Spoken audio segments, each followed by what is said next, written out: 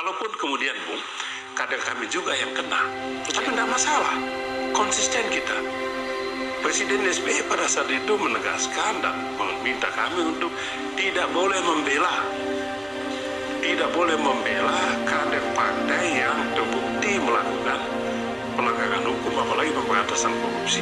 Itu dia bilang. Kedua, dia perintahkan setiap kader partai yang kena masalah hukum dipanggil aparat penegak hukum, bahkan dipanggil oleh KPK, tidak boleh tidak datang.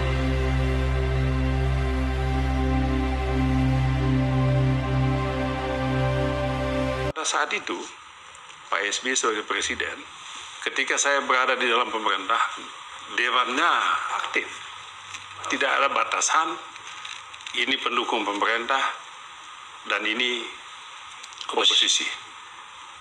Jangan lupa Bung, waktu itu kan saya pimpinan komisi 3 juga, bahkan malah waktu itu saya lebih kencang lagi kritik pemerintah dibanding dengan teman-teman yang di luar pemerintahan. Tapi kalau saya bandingkan dengan saat ini, susah sekali. Suasananya sangat berbeda. Yang di dalam yang mendukung pemerintahan, mendukung seolah-olah mendukung dengan apa ya? Mendukung dengan membabi buta lah saya bilang. Pokoknya benar atau salah kita dukung, kan begitu. Kalau dulu zaman saya di dalam pemerintahan, ya kita juga dikasih keleluasaan untuk melakukan koreksi, mengatakan tidak apabila kita anggap benar. Kenapa gitu Bung? Waktu itu hebatnya Pak SBY, Presiden SBY, dia mengatakan saya sebagai pimpinan eksekutif, sebagai presiden tidak boleh mengintervensi kerja dewan.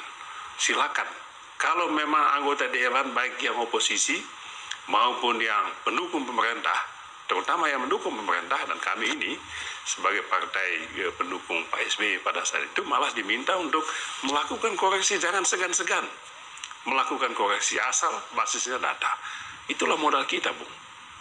Coba bayangkan waktu itu sebagai partai pendukung pemerintah, sehingga saya pada saat itu kan boleh Bung Faisal tahu lah, saya lebih banyak mengkritik kebijakan pemerintah yang saya anggap tidak pro pada kepentingan atau sesuai dengan visi misi pemerintahan Presiden SBY, janji-janji Presiden SBY.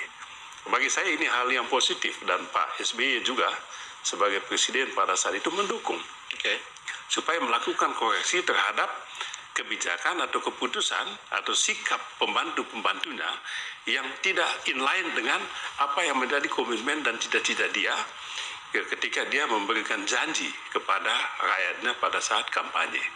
Itulah sebabnya Bung, kenapa misalnya kita sangat lantang mendukung KPK pada saat itu. Karena ya Pak SBY waktu kampanye, janji di depan publik itu waktu kampanye akan memperkuat KPK, akan memimpin langsung pemberantasan korupsi. Maka kita bagaimanapun juga kita mendukung kerja KPK dan aparat penegak hukumnya. Walaupun kemudian Bung, kader kami juga yang kena, tapi tidak masalah, konsisten kita. Presiden SBY pada saat itu menegaskan dan meminta kami untuk tidak boleh membela kader partai yang terbukti melakukan pelanggaran hukum, apalagi pemberantasan korupsi. Itu dia bilang. Kedua, dia perintahkan setiap kader partai yang kena masalah hukum dipanggil aparat penegak hukum, bahkan dipanggil oleh KPK, tidak boleh tidak datang.